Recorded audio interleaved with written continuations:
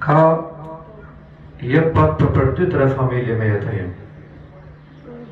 Me ndihmu dhe me i majtë të A dini si tha pejgamberi sallallahu alaihi wasallam, do të kemë një shok në xhenet. Cili është ja Rasulullah? I thanë sahabët. Unë thot, zbashku me kujdestarin e jetimit. Do t'jemi bashkë në xhenet të si që këta dy gishtu. Unë dhe me ata që ndihmon jetimin, do t'jemi bashkë si këta dy gishtu. Amanet e kemi ne. Amanet. Pra, ato t'jetë mes tonë, në lagjet tonë, në fshat tonë, dhe ne të festojmë, e të rejnë qërë, e mos kemi asë i problem, jo. Mendo atë bashkë me të mitë të tuj, bëj pjesë të atyre, sepse do të kesh vend, apo do të kesh shoqni, me atë lloj shoqnie që gjithë atë ditë do ta kene larmi. Por nëse s'ke punu për atë ditë, nëse s'e ke arrit kësaj, pak vështirë. Ti je shok me pejgamberin sallallahu alaihi wasallam.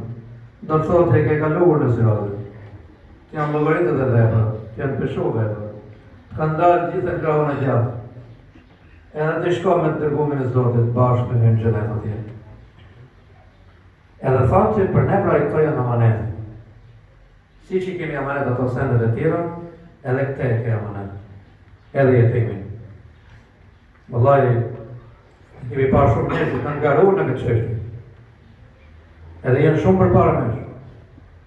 Shumë përpara nesh. Mund të jenë mbi 10 fëmijë i jetim që financohen nga njerëz, nga bamirës, nga më të ndryshmet në gjithë Shqipëni, mbi 10.000 janë që ushqehen, vesh mbathen, kur çojnë nëpër shkolla, e shumë sende tjera. Nëse të vjen pyetje që me jalon, me javra babën jetimit, Allah në rrë. Nëse të vjen pyetje, këtë punë mendoja pak mirë. Bashkë me mu. Mendoja pak mirë, sepse është shumë punë e vështirë. Na e dim që njerëzit kanë organizuar lufta. Herët, të parat, dytat, tretat, që vazhdojnë edhe sot. Duke i vrasë zakonisht burrat dhe duke i lënë gratë me fëmijë. Sidomos kohët e fundit. Këto qafiret që kanë organizuar lufta, sidomos më shumë në vendet arabe. I kanë trajtuar domosdoshmë si mall pa zot. Vret burrat, tallën gratë, i le fëmijët rrugës. Në gjithë botën arabe. E mos kanë pa përmend këtë fundit në Palestinë. Rrugët pa bukë, sepse ata që sigurisht ushqimin i kanë vrarë. Vallahi nuk ka barë ma tronë se kanë fut mbi shpinë. Vetëm që ose shpëtojnë në futet banes vare, se llogaria përpara Zotit që legjërën do të jetë shumë e ashpër.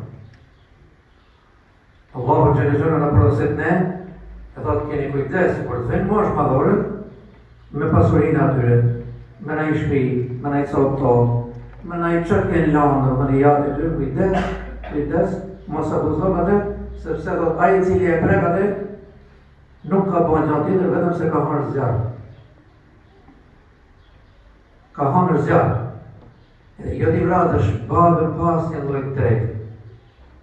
Pas një lloj drejtë. Pse unë du më marrë pasuritë e tuja, du më të nxjerrë nga shtëpia jote, jo për Zotin. Do të dalësh përpara Allahut që është garu.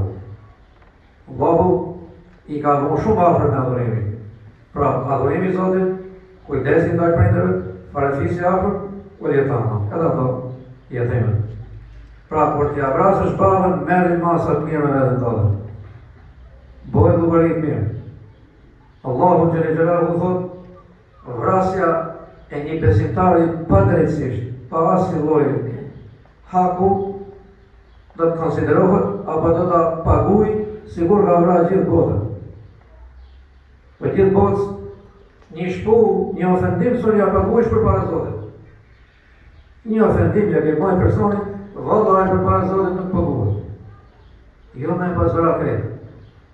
Jo me qenë rreth ato fëmijë jetojnë për shkakun tonë padrejtësisht. Papa Zot na ruaj si shkemi gjuhë shpesh herë, i vrasin për pasuri. Pra, i ka vrarë djalin, vrasin në tretën. Vetëm e vetëm të marrin pasuri. Po ku ke për të çuar pasuri? Unë llogaritë stomaku i robit 365 ditë, sa pa? Si i varfër, si i pasuri, një ngopje ka. Mund ndryshoj çmimi i lekut, s'ke rëndon asnjë sen. Ato do të ngjerë.